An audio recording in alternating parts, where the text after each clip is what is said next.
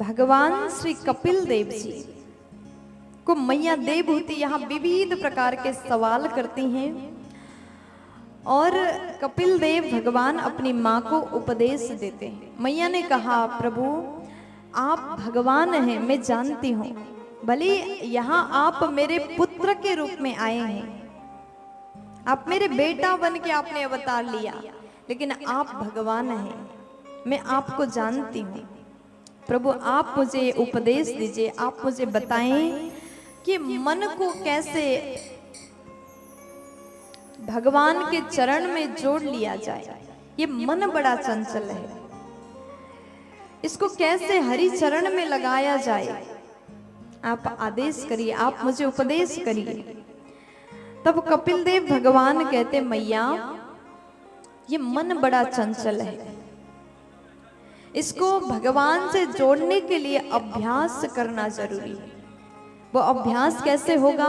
सत्संग से होगा। हम और आप यहाँ बैठ करके जो कर रहे हैं ना, ये अभ्यास है, और यही अभ्यास से ही निरंतर अभ्यास करते करते ये मन एक दिन भगवान के चरण में जुड़ ही जाएगा। नहीं तो ये मन को कंट्रोल करना, बस में करना बहुत बड़ी बात है। आप कितना भी कोशिश करिए, ये मन को एक जगह बांध करके नहीं रखा जा सकता, क्योंकि मन की गति बहुत तेज है, ये मन बड़ा चंचल है।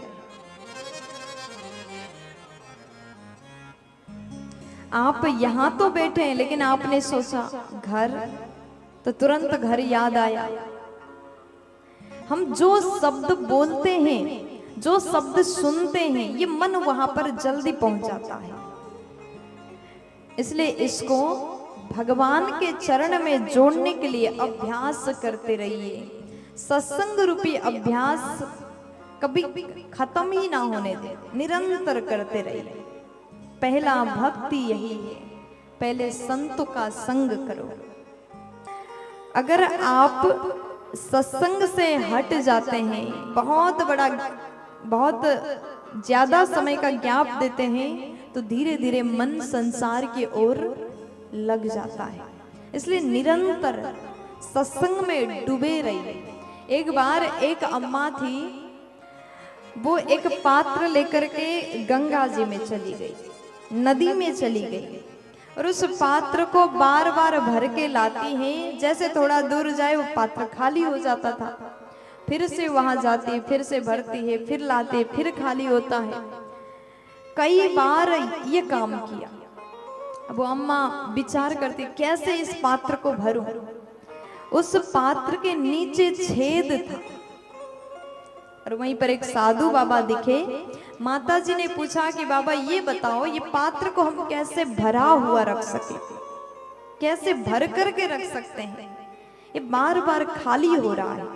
तब बाबा जी उस पात्र को लेकर के गए, नदी में डुबाया, उसमें जल भर गया, और कहा कि मैया इसको जब तक यहाँ डुबा करके रखोगे पात्र भरा रहेगा, जैसे निकालोगी तुरंत खाली होगा।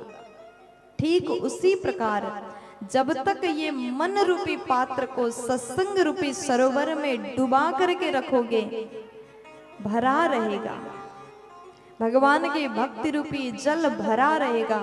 और जैसे ही सत्संग रूपी सरोवर से मन रूपी पात्र को हटा दोगे, तुरंत खाली हो जाएगा। हम भगवान से दूर होने लग जाते हैं। बहुत ज्यादा समय का गैप अगर दोगे तो भगवत भक्ति से अपने आप हम विमुख हो जाते हैं। इसलिए अभ्यास को ना छोड़ें, निरंतर अभ्यास करते रहिए।